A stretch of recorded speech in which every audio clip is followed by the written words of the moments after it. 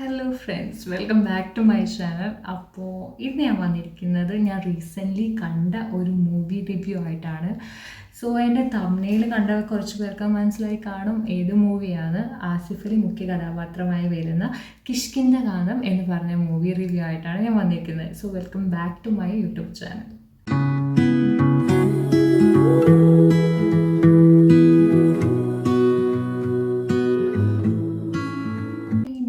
Start ചെയ്യുന്നത് തന്നെ നമുക്ക് കുറച്ച് ഈ ടൈറ്റിൽ കുറച്ചൊരു ഡിഫറെൻ്റായിട്ട് ഫീൽ ചെയ്യുന്നുണ്ടായിരിക്കും പലർക്കും. എനിക്കും ഫസ്റ്റ് കേട്ടപ്പം കുറച്ച് ഡിഫറെൻ്റായിട്ട് തോന്നി. പക്ഷെ എവിടെയോ കേട്ട് മറന്ന ഒരു വേർഡ് പോലെ എനിക്ക് തോന്നി കിഷ്കിന്ധം എന്നുള്ളത്. രാമായണമൊക്കെ വായിച്ച് കുറച്ച് ഫെമിലർ ആയിട്ടുള്ളവർക്ക് പെട്ടെന്ന് പിടികിട്ടുന്ന ഒരു വേർഡാണ്. It is a birth place of Hanuman എന്നാണ് പറയുന്നത് കിഷ്കിന്ധം എന്ന് പറയുന്നത്. അതുപോലെ തന്നെ അത് അറിയപ്പെടുന്നത് kingdom of Vanaras or kingdom of monkeys എന്ന് പറയുന്ന സ്ഥലമാണ് ഈ കിഷ്കിന്ധം എന്നുള്ളത്. സോ അതുപോലെ തന്നെ മൂവിയിലുടനീളം ആ ഒരു മങ്കീസ് പ്രസൻസ് അല്ലെങ്കിൽ ആ ഒരു സ്ഥലം മങ്കികളാൽ ചുറ്റപ്പെടുന്ന ഒരു ഏരിയ എന്നൊക്കെ പറയുന്ന അങ്ങനത്തെ ഒരു പ്രസൻസും ഉണ്ട് ആ മൂവിയിൽ. മേ ബി അതുകൊണ്ട് കൂടി ആയിരിക്കാം ഈ ചിത്രത്തിന് ഇങ്ങനെ ഒരു ടൈറ്റിൽ കൊടുത്തിരിക്കുന്നത്. അപ്പോൾ ഞാൻ ഈ പോയി കണ്ടത് ഇത് അധികം എക്സ്പെക്റ്റേഷനൊന്നും കൊടുക്കാതെ ഒരു ഓണം റിലീസ് എന്ന രീതിക്കാണ് പോയി കണ്ടത്. പക്ഷെ കണ്ടു കഴിഞ്ഞപ്പോൾ it was like beyond my expectation എന്ന് പറയണം. അത്ര അടിപൊളിയായിട്ടാണ് ചെയ്തു വെച്ചിരിക്കുന്നത്. ഇതിലെ ഡയറക്ഷനും റൈറ്റർ ആക്ടേഴ്സ് എല്ലാവരും തന്നെ മാക്സിമം എഫേർട്ട് ഇട്ട് ചെയ്തിരിക്കുന്ന ഒരു പടമായിട്ട് എനിക്ക് തോന്നി. അതുപോലെ തന്നെ സിനിമോട്ടോഗ്രാഫി അത് ഏറ്റവും എനിക്ക് തോന്നി എടുത്തു പറയേണ്ട ഒന്നാണ്. ഇതിലത്തെ സിനിമോട്ടോഗ്രാഫി ചെയ്ത ബാഹുൽ രമേശാണ്.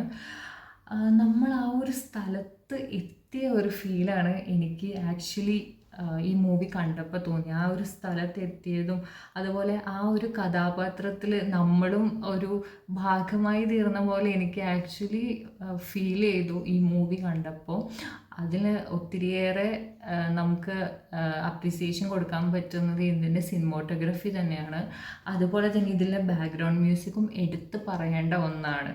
ഇതിലെ മുഖ്യ കഥാപാത്രമായിട്ട് അവതരിപ്പിക്കുന്നത് വിജയരാഘവൻ്റെ അപ്പു പിള്ള എന്ന ക്യാരക്ടറാണ്. സോ അപ്പു പിള്ളയുടെ മകനായിട്ടാണ് ആസിഫ് അലി ഈ സിനിമയിൽ അവതരിപ്പിക്കുന്ന കഥാപാത്രം. അപ്പോൾ ഈ അപ്പുപിള്ള എന്ന് പറയുന്ന കഥാപാത്രം ഒരു എക്സ് മിലിറ്ററി ഓഫീസറാണ്. സോ അദ്ദേഹത്തിൻ്റെ റിട്ടയർമെൻറ്റ് തൻ്റെ വീട്ടിൽ ചിലവഴിക്കുന്ന, അതുപോലെ തന്നെ അടുക്കും ചിട്ടയുമായിട്ട് തുടരുന്ന ഒരു കഥാപാത്രം എന്ന് വേണം പറയാൻ. അതുപോലെ തന്നെ മകൻ ആസിഫ് അലി, സ്റ്റാർട്ടിങ്ങിൽ തന്നെ കാണിക്കുന്നത് ആസിഫ് അലി അപർണ ബാലമുരളി ആയിട്ടുള്ള ഒരു കല്യാണം കഴിഞ്ഞ് അപർണ ആസിഫ് അലിയുടെ കൂടെ ഈ ഒരു സ്ഥലത്തോട്ട് വന്ന് താമസിക്കുന്നതും അവിടെ നടക്കുന്ന കുറച്ച് കാര്യങ്ങളും ആണ് ഈ മൂവിയിൽ ഉടനീളം നമ്മൾക്ക് അവർ അവതരിപ്പിക്കുന്നത്. സോ പിന്നെ എടുത്തു പറയേണ്ട കഥാപാത്രമാണ് ജഗദീഷ് ചെയ്തിരിക്കുന്നത്. വളരെ ഓർഗാനിക്കായിട്ട് തന്നെ അദ്ദേഹം ആ റോൾ ചെയ്തു വച്ചിട്ടുണ്ട്. അതുപോലെ തന്നെ അശോകനും മറ്റൊരു പ്രധാന കഥാപാത്രമായിട്ട് ഈ ചിത്രത്തിലുടനീളമുണ്ട്.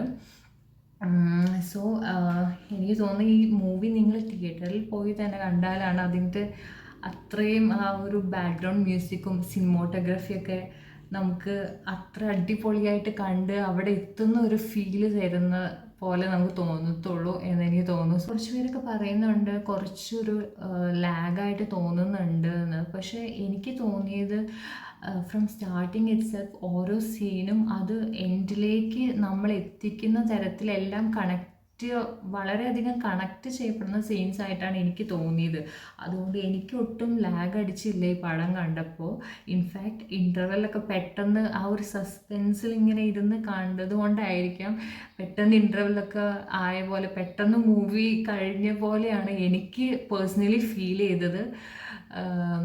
സോ എനിക്ക് വളരെയധികം ഇഷ്ടപ്പെട്ട ഒരു മൂവിയാണ് ഈയിടെ കണ്ടത്. നിങ്ങളാരും കണ്ടിട്ടില്ലെങ്കിൽ മസ്റ്റ് വാച്ച് തിയേറ്റർ മൂവിയാണിത്. So go and watch it.